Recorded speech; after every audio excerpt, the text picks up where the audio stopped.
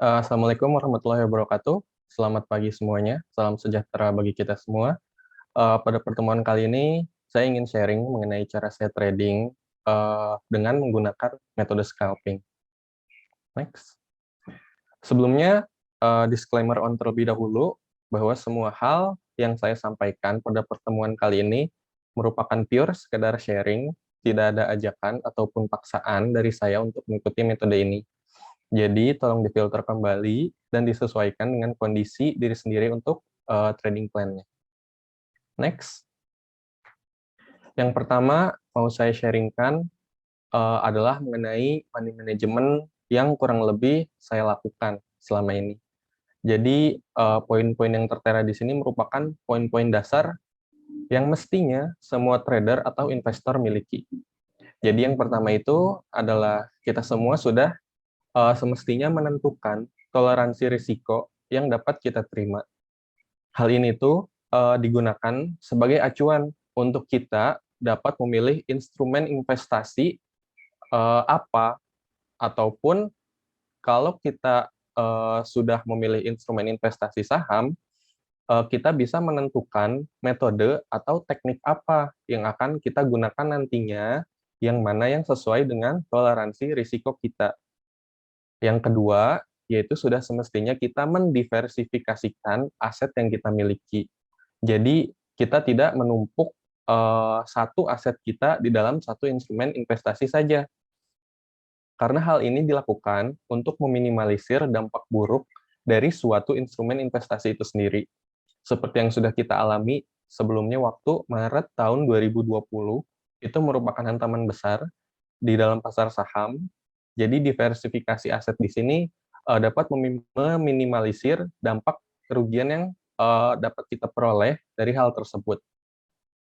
Untuk contohnya, ini yang biasa saya lakukan merupakan seperti ini. Jadi saya mendiversifikasikan aset saya, 60%-nya itu reksadana, 20%-nya saham swing, 15%-nya saham scalping, dan 5%-nya lagi cash.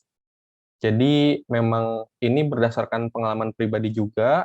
Jadi setelah Hot Championship Season 3 itu, di mana saya terjebak di saham ARB beberapa hari, itu terus-menerus sampai hasilnya total aset saya waktu itu selama 1 bulan hilang 50% lebih.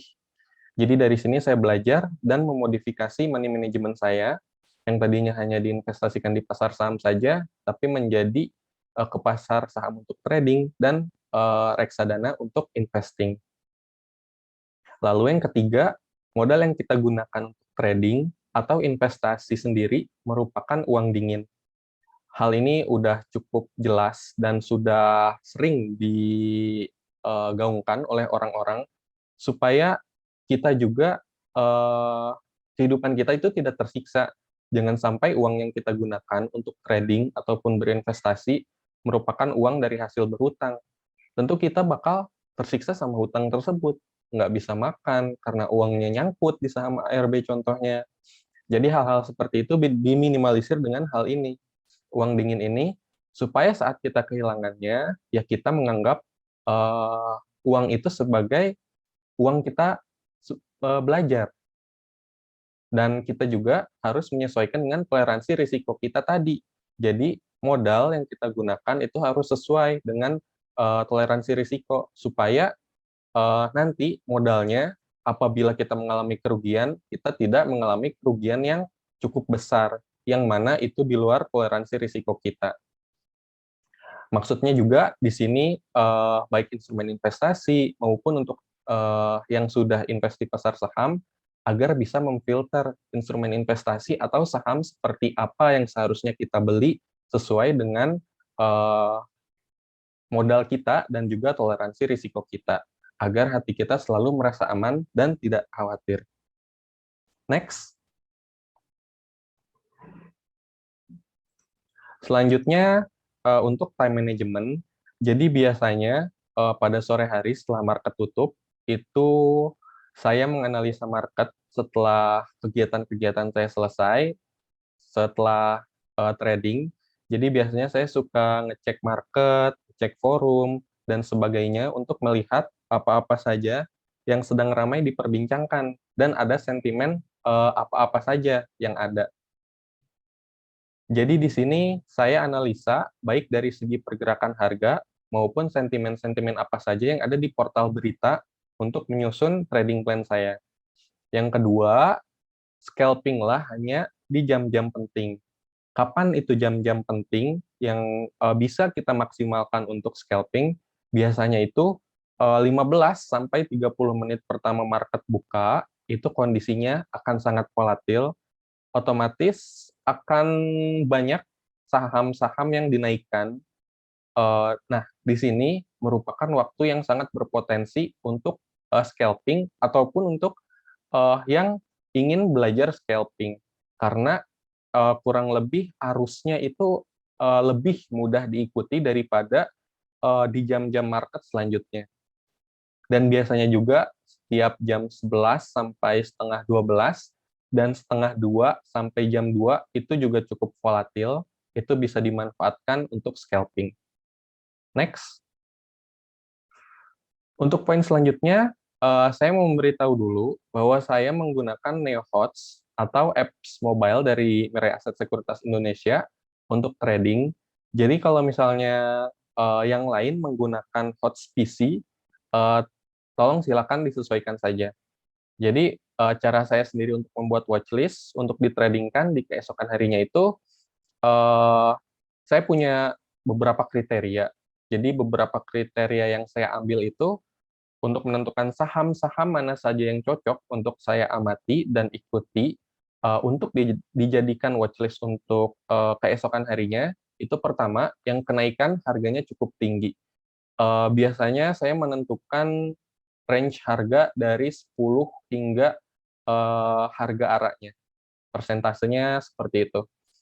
Lalu yang kedua, selain kenaikan harganya yang tinggi, itu disertai dengan volume yang besar juga dan frekuensinya juga tinggi. Jadi otomatis saham tersebut itu liquid, nggak cuma naiknya tinggi, tapi volumenya yang ditradingkan pada hari tersebut juga besar, supaya meminimalisir apabila keesokan harinya kita ingin trading di saham tersebut, meminimalisir potensi bahwa kita akan sulit menjual saham tersebut, begitu.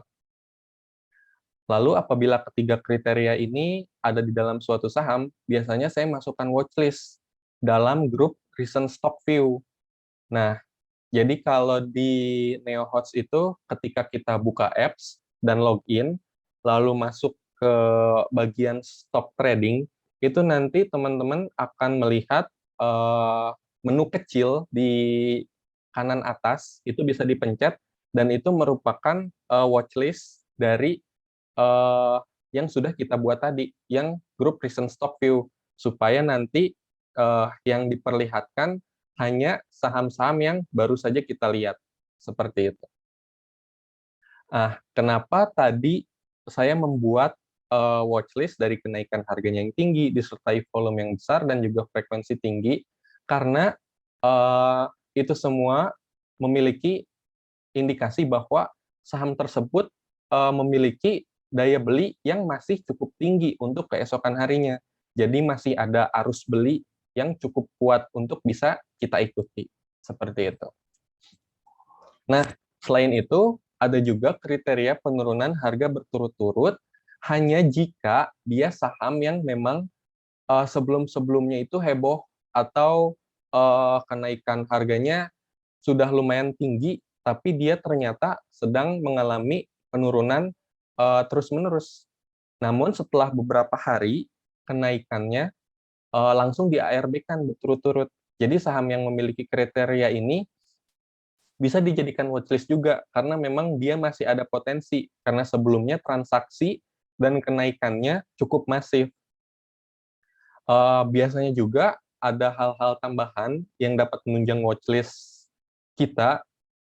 Itu biasanya kan kita mengambil saham untuk dijadikan watchlist, itu yang naiknya cukup signifikan. Biasanya saya juga mengecek kolom news-nya, supaya saya bisa tahu ada apa sih sama saham ini, apakah ada news yang menunjang saham tersebut, untuk dapat naik lebih tinggi atau tidak, seperti itu. Next. Nah, poin selanjutnya saya akan menjelaskan bagaimana saya trading dengan metode scalping.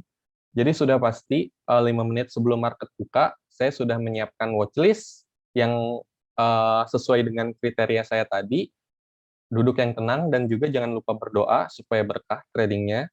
Lalu di sini saya menggunakan grup recent stock view tadi untuk memantaunya. Nah, dan saya hanya bergerak atau melakukan trade in hanya jika saya yakin terhadap analisa saya. Dan biasanya saya itu seringnya masuk di 15 sampai 30 menit pertama market buka. Jadi tadi 15 sampai 30 menit market buka itu kan yang jam volatilitasnya sangat tinggi.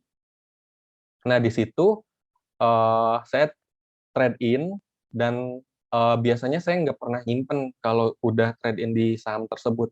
Langsung saya jual ketika mengalami kenaikan yang cukup signifikan. Nah, dan untuk trade in di jam-jam selanjutnya, biasanya saya nggak memaksakan untuk scalping, atau kalaupun mau scalping, saya hanya masuk sesuai toleransi risiko saya. Biasanya di beberapa ratus ribu per tick lah, misalnya 100.000 per tick saya lagi menentukan toleransi risikonya. Jadi untuk saham fraksi 1 saya hanya masuk 1.000 lot, fraksi 2 hanya masuk 500 lot, dan begitu seterusnya. Dan selanjutnya, biasanya saya fokus hanya di saham yang saya beli saja. Jadi saya cuma bisa mantau satu, karena nggak ada waktu gitu untuk memperhatikan saham yang lainnya. Nah, biasanya di sisa market time-nya, saya tinggal memantau running trend, top gainers, dan juga top losers. Untuk running trend, akan ada di slide selanjutnya. Next. Nah,